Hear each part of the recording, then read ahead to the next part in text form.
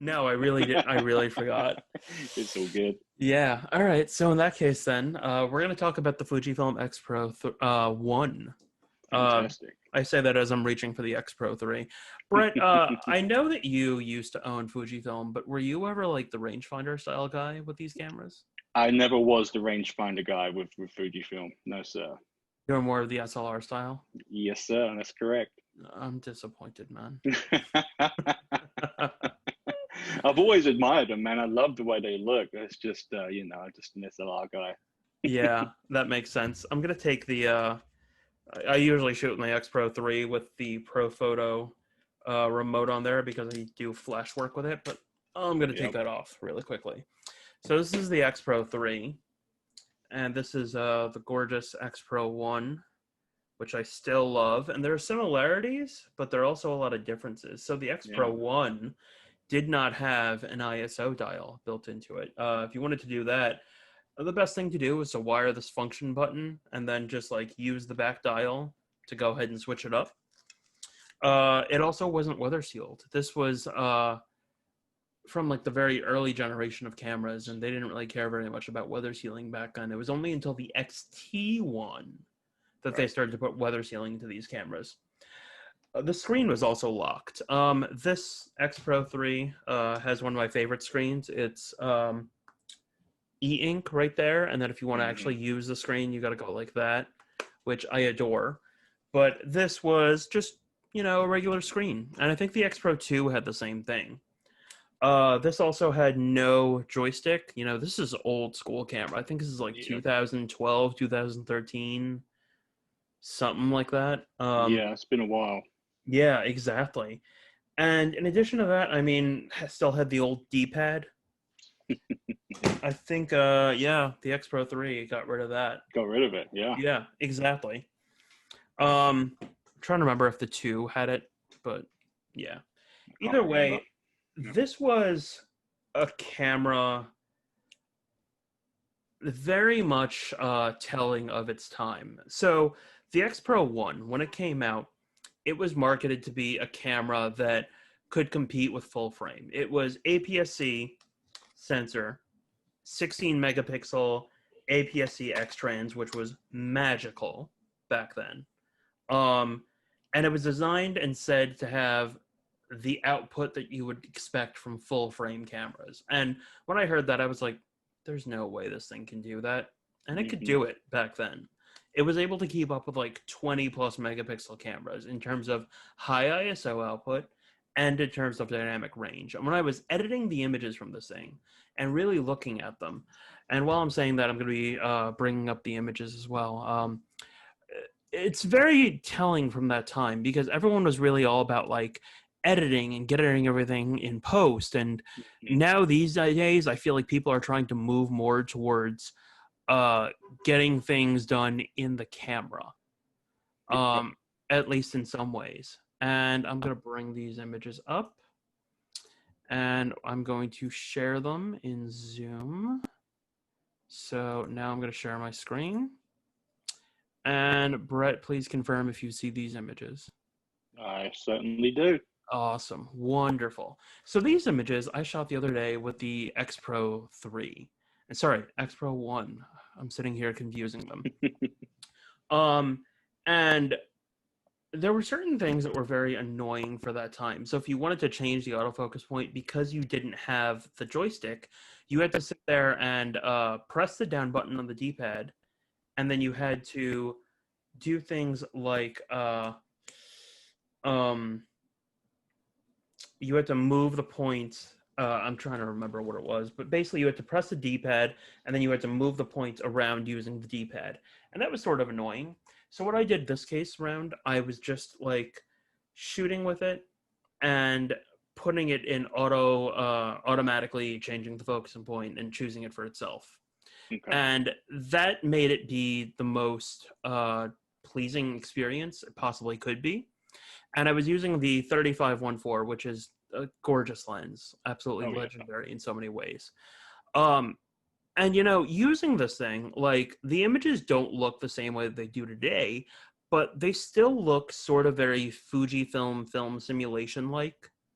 And in my opinion, I feel like these look the most film-like as well too, because when you get scans, like you're probably not getting them at like a full near 30 megapixel resolution. You're Right. usually getting them at like 16 megapixels, and that's what I get these days. And these colors, I absolutely love the colors on these images. Yeah, Beautiful. these I was shooting these with Provia, and then after a while I changed to not classic chrome because that wasn't available yet. It was pro negative high. Okay. Yeah. Yeah. So just going around, like, letting it choose the autofocus point, and just letting me shoot, it was still pretty easy. And I mean, like, the cool thing about those early generation cameras was the shutter wasn't very strong. There wasn't a major slap at all. And because it was a lower megapixel, like, if you went ahead and let's say there was a little bit of camera shake, it wasn't really very noticeable at all. Hmm. And that's an issue with higher megapixel bodies. How does the autofocus system in the X Pro 1 stack up to newer cameras? Were you finding it frustrating? Were you still very happy with it? That's a great question. The autofocus in the older cameras is sort of satisfactory. Like there were times where I'd sit there and I'd be like, "Oh, okay, this isn't in focus. Let me refocus it." So it would go zzz, zzz. It reminded me of like it. Believe it or not, this thing, even with the latest firmware update, was still faster than like Generation 1 Nikon Z7 and Z6. Wow, that's pretty crazy. Yeah, exactly. So I'm just like, okay, cool. Like, I'll just work with this. And it was still very usable, still fast enough. Didn't really have very many problems. But the 35-1.4 is known to be a slow lens. Like, if I put a 23 on there, it probably would have been faster.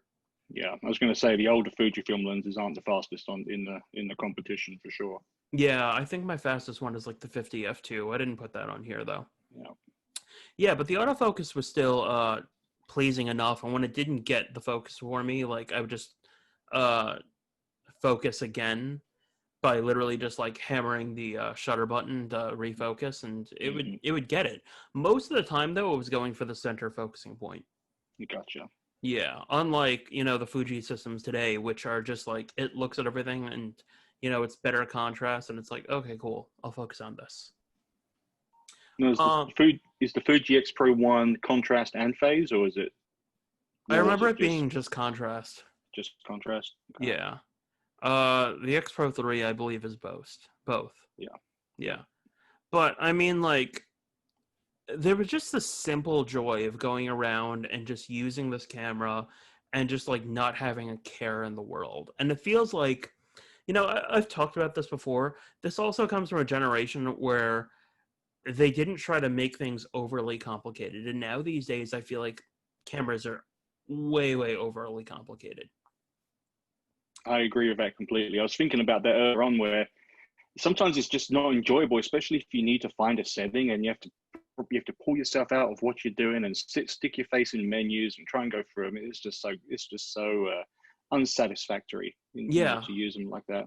Yeah, and I was really sitting there. First off, anyone that is a whiskey geek will know, yes, my neighborhood has a whole lot of this. Stay out of it. Yeah, it's ours. Yeah, I remember saying that before about the old school OMD EM5. Like the original one, like it was just so simple to use. It was easy, it was great. I had no problems. But now these new ones, I'm just like, what the hell? Yeah.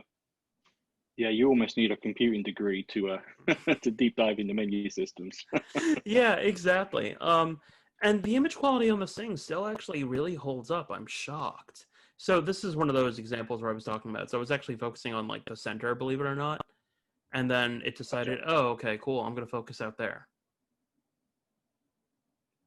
So yeah. Yeah, it still looks really good. Yeah, it still looks really good. I still didn't really have too much of a problem with it. And I mean, like, I'm shooting like urban geometry, like sort of street type of stuff. Mm-hmm. But not going for like the decisive moment, because if I tried to do that with this, I'd be sitting there waiting forever to get them. Yeah, for sure. So these cameras can't really do that kind of thing, but I mean, it's still fun to sit there and just use them and play with them and that kind of stuff. So let me get out of sharing and let me talk a little bit more about this camera a little bit more by itself. So, really small. I think if anything, a lot of people, they really sit there and they liken this thing to like the Contax G2, if you remember those cameras, because it was like the full first autofocus rangefinder system. What does really ring true from like the G1 cameras, like the battery life, which is terrible. Yeah. And in addition to that, there was no what's it called? Wi-Fi built in. Oh, goodness gracious. Yeah, so things we take for granted today, huh?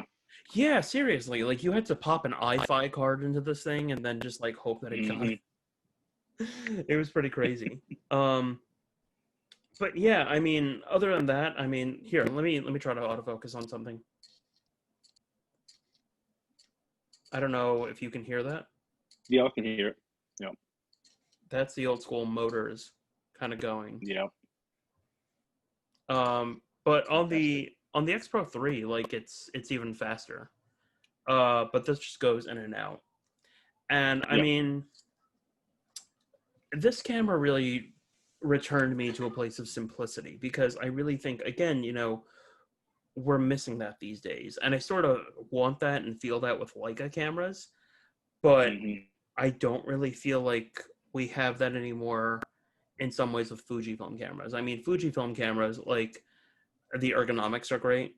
We still do have overall, like, there is simplicity in that, when I pick up the X Pro 3, I still can be like, okay, cool. This is shutter speed. This is aperture. This is the exposure dial. And I can sit there and I can go like this, and I can change the ISO, and I won't really have any problems at all. So I love that. Also, I feel like in some ways the ergonomics on this are better because, the grip is nice. It's there for your thumb. I could sit there and just shoot all day. But when I go back to the X Pro 1, it just actually feels a little bit more nostalgic, like not like old school digital, but more like old school film, because old school digital and old school film are sort of similar, but new school digital, like, completely different feeling. Yeah, I completely agree with that. And it's amazing how something like a camera can just give us those feelings like that, just like you're stepping back in time and using something from the past. It really also, like, makes me wonder, like, because this camera, I don't remember actually taking it out into, like, rain or any other major inclement weather, but I would totally do that with the X Pro 3 and a weather sealed lens. So, these cameras, if you sold one and you want to get another one back, they're really cheap on eBay or on Amazon or something like that. But you got to remember also that, they're not weather sealed, so you will have to worry about that. But what is nicer versus like Sony sensors is, I mean, Brett, you and I have experienced this all the time. Like, those sensors, they get dirty very often. Yep, as soon as you take them out of the box. Yeah, that's barely an exaggeration. But what camera did you have? From Fujifilm? Yeah, from Fujifilm. Or I had the X-T3. You had the X-T3? Yeah. Okay, that was fully weather sealed. I thought maybe you had something earlier on, but no. This sensor has never gotten dirty. That's awesome. Yeah, and I'm shocked, but like, they built it so well, and it feels like an old school X Pro 1, but like interchangeable lenses and, in some ways just a little bit slower, but somehow or another the build quality was still there, and I'm shocked. Like, because even as I look around on it, like, there's a little bit of wear, but I remember using this camera all the time. And like back here, there's like some wear there, but like, it still holds up better than I think most other cameras did. Like, even my old school 5D Mark II, I remember using it basically into the same amount of time that I am using this. Mm-hmm. and that thing had a lot more wear and tear on it than this did. Yep. So, Yeah, I was you going know, to say, looking around, I don't see a mark on it, man. It looks brand new from what I can see. That's incredible. And did you buy that new, when I or bought did it, you yeah, when you got it? You did. Yeah, yeah. you're taking care of it. Um, it's, I bought this when I was still working at B&H Photo, and we had a discount program. I think Fujifilm gave employees like 50% or something like that. Gotcha. So I was just like, I'm gonna buy this and this together, and I'm gonna love it. So yeah. Um, what I am missing is the old school little cover for the what are these things called? PC sync ports. Mm-hmm. Yeah. This was also at a time when they didn't really care too much about video, so video on this is really lacking, even more so than others. But also in some ways it's smaller, so it feels nicer in your hand. I know that probably wouldn't feel nice for you, Brett, Right. but it feels great for me. So like I could sit there, I could wrap it around my hand, I could just go about. This is literally how I went about shooting. Oh, cool. Cool. Awesome. Cool. And that's It's all I always did. fun when you can go out and just do that, man. And that's one of the things with Fujifilm cameras I've always found is you can just pick them up and they're just so much fun to use. Mm-hmm. Every single Fujifilm camera I've ever tried has always just been a ton of fun. Yeah. Um, you know what did end up annoying me a little bit? So, uh, this exposure dial, somehow Mm-hmm. or another, it just kept getting in my way, and I'm like, oh man, why are my images so dark? And I'm like, oh wait, yeah, I gotta fix that. Gotcha. There's no lock on it. It just spins freely. It just spins No freely. lock. Even the X Pro 3 doesn't have a Uh, lock. oh, okay. Gotcha. Yeah, but I mean, going through and just like shooting with it, and I was also reminded of using the OVF, and the OVF, believe it or not, in many situations can give you a faster result. Mm-hmm. So I don't know if you were able to hear like how fast that is versus the Yeah. EVF. Yeah, that's pretty quick. Yeah, it's shocking. So I was using both, but like the EVF is mostly what I wanted to do and use because I got a better preview of it. But Right. I think that this old camera, like wow, it's still writing. Wow. That's how you know it's old school. Yeah, for real. Um, but the images out of this thing, like they still hold up, and with the right lighting, like you wouldn't be able to tell whether or not they're from a new camera or from an old camera. Um, and I remember very fondly, like a Sony press trip many years ago. I brought this camera on there because I was like, yeah, they're probably going to announce something in APS-C and I'll be able to compare the two. And I remember uh, of old school 16 megapixel Sony APS-C cameras, this thing rendered better highlights than Sony, and Sony rendered better shadows than this thing.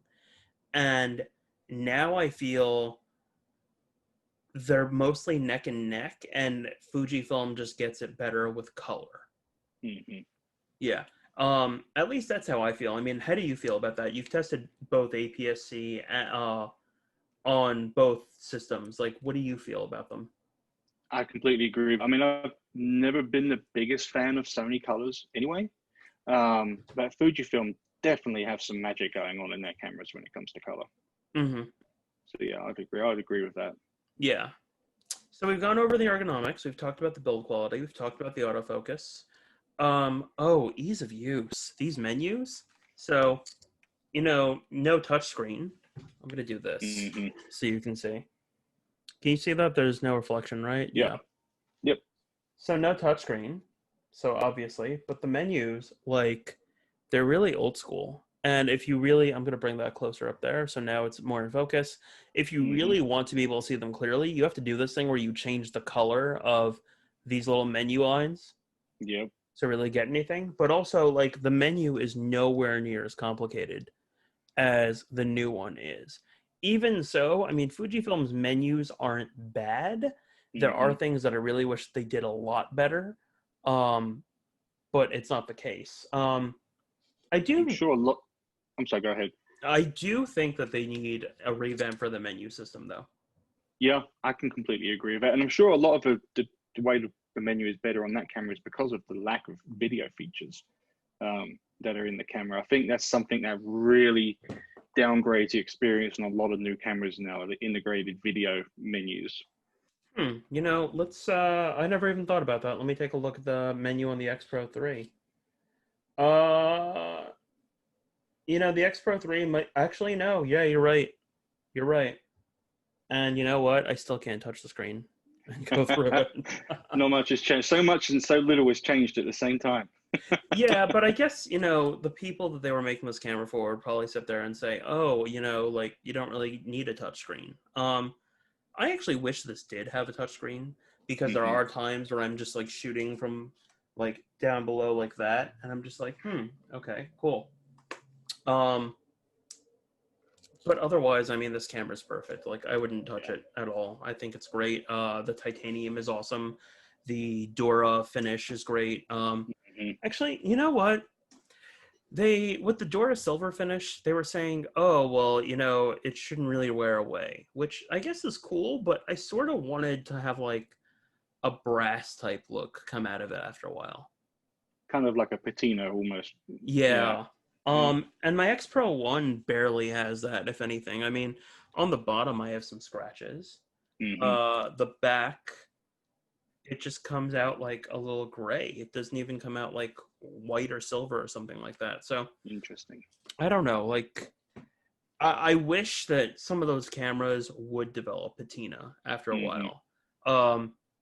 Sort of like Leicas and like Contaxes and all those kinds of things, and Mamiyas, but you know, they don't. Yeah, I mean, it can just add so much character, and it's almost like it can tell your story of how you've used it. You know, it's kind of Yeah. cool. Yeah. Another thing I guess I should add. Let me go back to those images just to show you guys. First off, would you believe that these were all basically shot at, let me see if I can get the settings up. So this was ISO 1200. Oh, it's not showing me the ISO for some odd reason. Oh wait, no, it is. So this is ISO 200. Okay. At 1/40th of a second. So let me get to, this is 1600, which still holds up very well. Yeah, that looks good. Yeah. 400, 64. There you go. That's 6400. Not For, bad at all for an 8-year-old sensor. yeah. Look at that. Yeah, that's pretty clean. Yeah, I think they were really right about like it holding up to full frame output. This is 400, 1600, 1600 again. I like to sometimes keep my ISOs a little bit lower, especially with Fujifilm. These are 400. Yeah, 400. More 1600. This is ISO 800. Let me show you this. So like the detail on this was actually pretty shocking for an old 16 megapixel sensor. Yeah, it looks really good. Yeah. Yep, can't complain about that. That's nice. Yeah, and the more I think about it, the more like all these people, I think like, oh, they're complaining these cameras are so expensive, but like years down the line, like Fujifilm keeps updating their cameras, and you basically get a new camera at the end of the life. More 400 ISO 400, more 400. Like, it's got a look to it that still holds true, at least to me. Like, it's not as super saturated as some of the newer things, but I don't know what it is. It just still looks like actual film to me. It has good character, and I think that's what a lot of modern cameras are lacking, because everyone's going for clinical rather than character. So I think, yeah. I mean, I love the way these images look. Yeah. This is ISO 1600. Again, super clean. And, you know, this is what the 3514 does. Like, it's gorgeous. Is that the lens you owned, Brett? No, I didn't have the 35. I had the 23. Okay. Yeah. The 1.4 or 1.4? Yeah, 1.4. That thing is beautiful too. Yes, it is. Yeah, that's some great glass on the Fujifilm system. The only thing is, I feel like there's a little bit too much copy variance. Yeah, I could agree with that for sure. Yeah. And you know what I was also noticing as I was taking these photos, like a lot of purple fringing came up even with the 35-1.4, and with newer ones, newer cameras that is, it doesn't come up. So that's telling me that like they're baking the profile for it more into the camera. Yeah, absolutely. That's interesting. Yeah. But I've noticed that even with Sony cameras, like the old school 24-1.8, which is like an over $1,000 lens from Zeiss, like Hmm. that thing used to purple fringe, and now like on newer cameras it doesn't purple fringe at all. Yeah, they've just definitely got it under control a lot better as the cameras have been coming down the line. Yeah, no, totally. Hmm. So yeah, man, I mean that's how I feel about the X Pro 1. Like it's still a great camera and I'm glad that I didn't sell it. Um Yeah. and for the most part, I mean like there's not really a whole lot to complain about because again, like I bought the camera years ago. I think like when it launched it was maybe like $1,400 or something like that. And years down the line, like 8 years down the line, we're still talking about it and I still get great images from it. So, you know, I think older me would go back and slap younger me and be like, stop complaining. You're going to have this camera for years. Suck it Yeah. up. Go shoot with it. You know, don't reject it. Yeah, absolutely. Man, there's been so many cameras I've had and sold and regretted it. So definitely worth keeping hold of some cameras for sure, especially if you can get images like that out of it. Without, I mean, and you don't even have to mess around with them in post. They're coming out of camera like that, right? Some of these were coming out of camera, some of them were edited. Gotcha. That sensor comes from a generation where they were really about editing because they were trying to Hmm. take on full frame. Right. And then later on with the X Pro 3 and the X Pro 2, they were just like, here's acros, you don't have to edit it at all. Yeah. And here's classic chrome, you don't have to edit it at all. And then everyone was just like, oh, classic chrome, acros. And even today I'm still like that, let's be honest. Yeah, I do like the Fujifilm simulations. Yeah, same with classic negative, but yeah, man, that's all I got to say. It doesn't look like we Cool. have any comments there. Let me check out Facebook.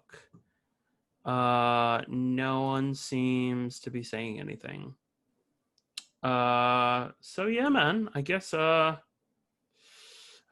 let's move on to the next topic then.